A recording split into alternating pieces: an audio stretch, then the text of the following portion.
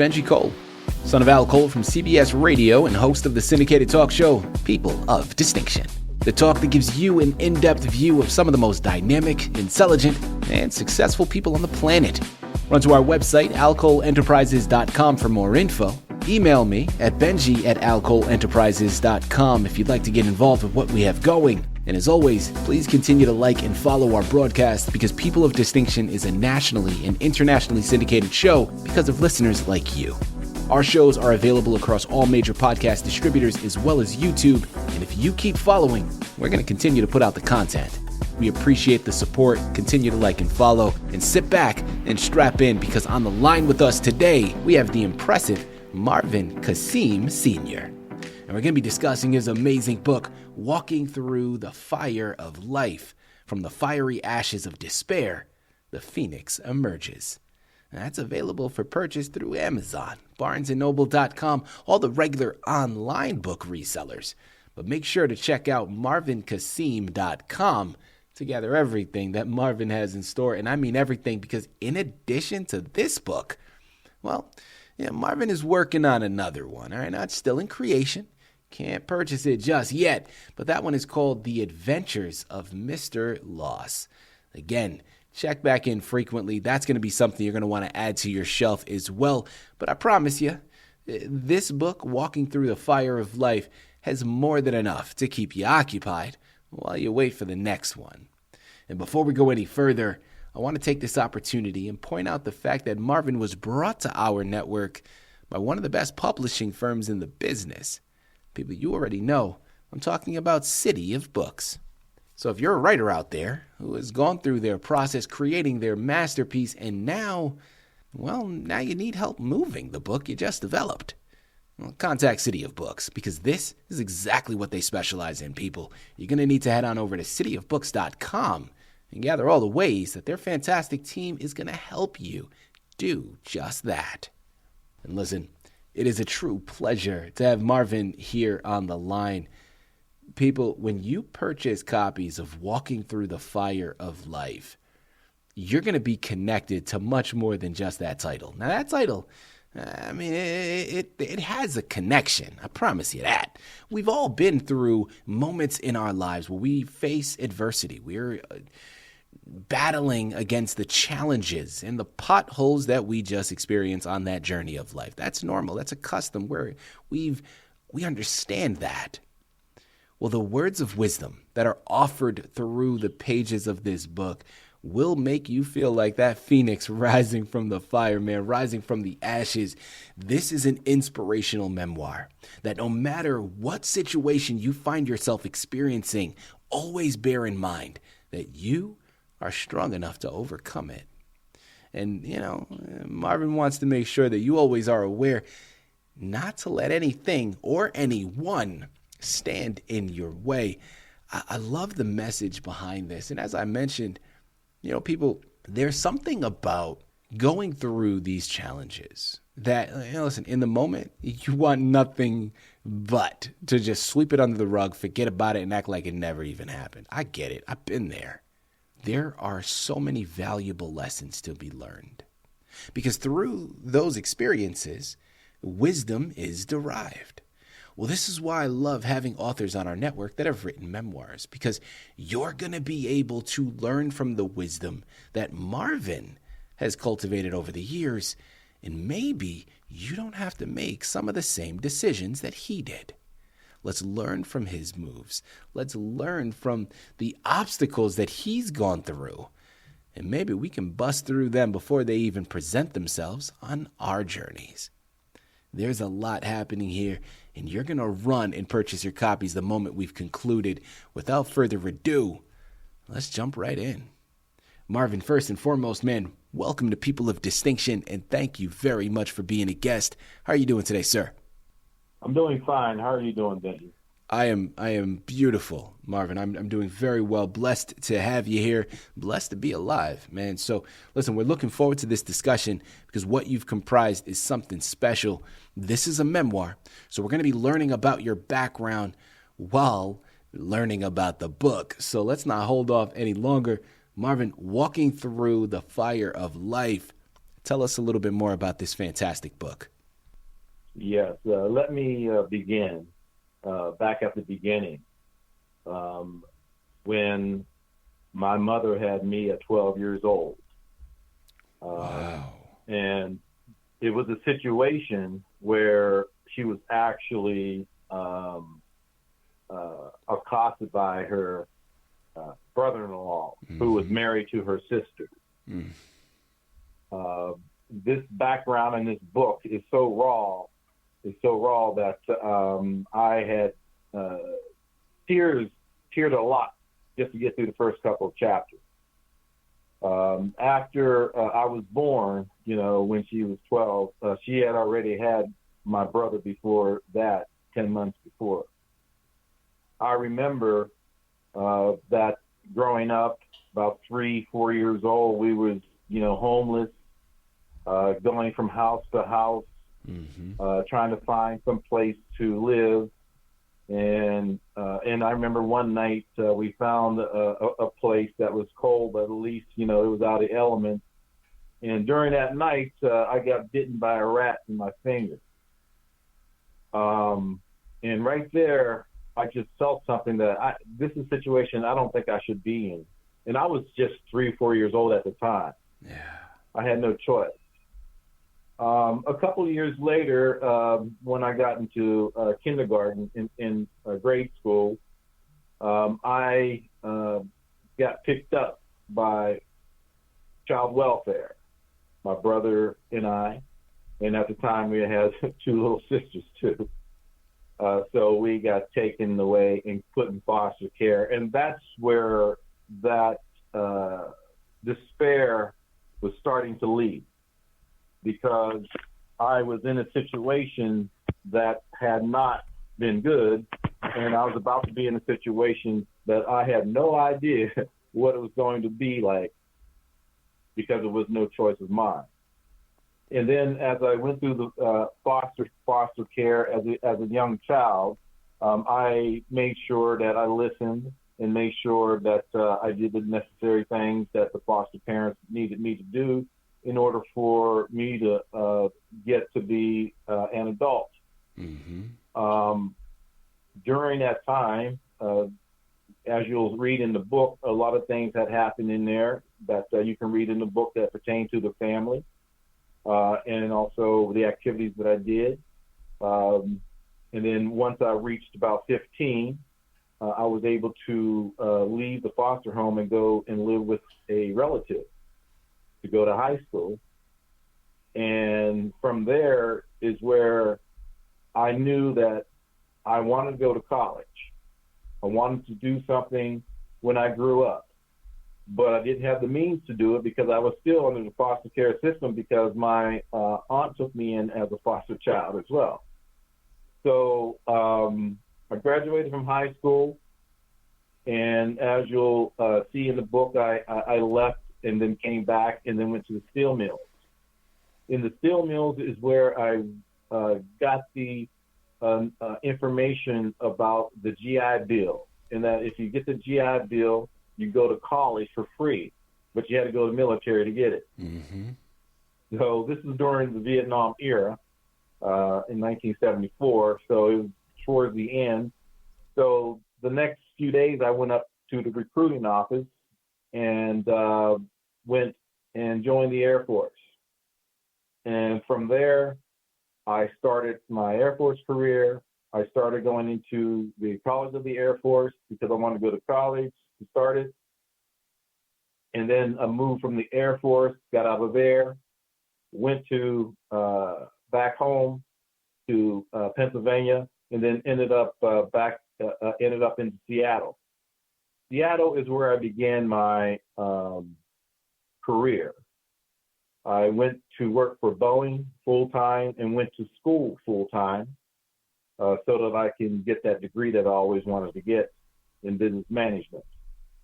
And then once I got the degree in business management, I started my career in the areas in real estate, in insurance, in the car business, and so forth.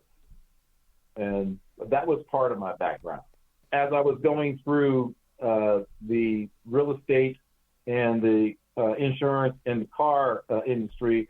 This was all during being an entrepreneur.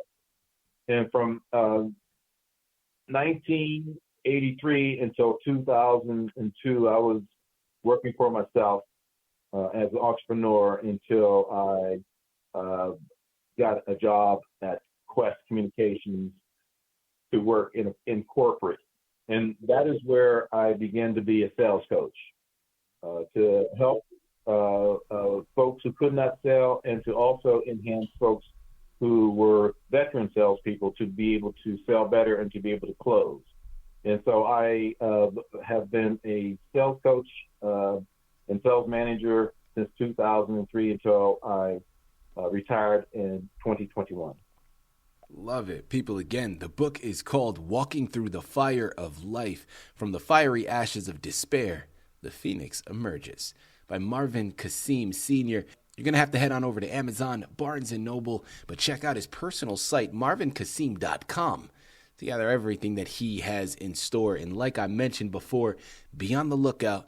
Check in frequently because there's another book called The Adventures of Mr. Lost that you're also going to want to pick up the moment it becomes available. You know, Marvin, my follow-up question that I want to go into, we know that this memoir showcases a lot. It showcases your journey, the struggles that you have endured, as well as you reaching your success, right? You reaching being able to pull yourself up from some of these dark moments. Well, now going through just those struggles here for a second, how did writing about these struggles, these challenges that you've experienced impact your healing or even your self-reflection? Benji, I'm going to tell you, when I first started writing the book, I was writing it thinking that I was the son of somebody else. In the first chapter, I contacted my uncle and I told him that I was writing this book. And then my uncle told me, I need to tell you something. I need to tell you who your real dad is. Wow. So that this can be accurate. So that's when I found out that my dad was my mother's brother-in-law, which was my uncle. Mm-hmm. Okay. And so, yes, I had a lot of tears. I had a lot of anxiety, a lot of emotions. I wanted to stop right there. I wanted to say a lot of things to the family, but I remember who I was. You know, I was walking out of despair to be the Phoenix. So I'm going to write this. Yeah. I'm going to write this. I'm going to find out who I am, and I'm going to find out who my father was and who his family was. So I know who my background, where I come from. And that's what I did. I contacted a person back home named Al Owens, and he was a reporter for the Uniontown newspaper in Pennsylvania, and he told me how to get to the archives and find out about my family, and that's what I did. And that was emotional when I found out that my great-grandmother was a bootlegger and a madam and the first lady of the church. And my great-granddad was a real estate investor. I didn't know that my great-grandmother was associated with Al Capone, and that Al Capone used to send his people down to her town to hide out back in the 1930s. Wow. As I was going through this and finding out who my great-grandmother was and my great-grandfather, and then finding out that my father's father, my grandfather, was the preacher of the church that I went to as a foster child. And nobody told me this as I was growing up. So all of this emotions came out while I was writing this, and I'm finding all this about my family, but still feeling positive and feeling that I need to get this information out. I have no animosity with my family at all. As a matter of fact, we're going to be going on a cruise here next week. So that was the emotional part of writing that book, starting from the beginning. And once I got past that part and got to the part of when I grew up, that's when it started being enjoyable. That book, it just started. It was enjoyable to write, and it was fun to write. But I needed to make sure that I wrote that first couple of chapters because that was who I was and where I came from. Marvin, with my next question here, this is one that is going to vary based upon the individual, but I want to hear your take on how things have shifted over the years when it comes to defining success. A lot of people interpret that in different ways, right? I mean, sometimes success is based upon acknowledgement. Sometimes success is based upon some type of financial acquisition and a lot of other things. Well, I want to hear it from you, Marvin. How do you define success? And how has that definition evolved throughout your journey? Success to me has been helping other people be successful. If you help other people be successful, then you are successful. And that's rewarding. That's the best way that I can explain that is because that's my success is other people's success that I've coached in sales. You know, still playing off of that, in your experience, are there any misconceptions about success or resilience that you aim to dispel through your memoir?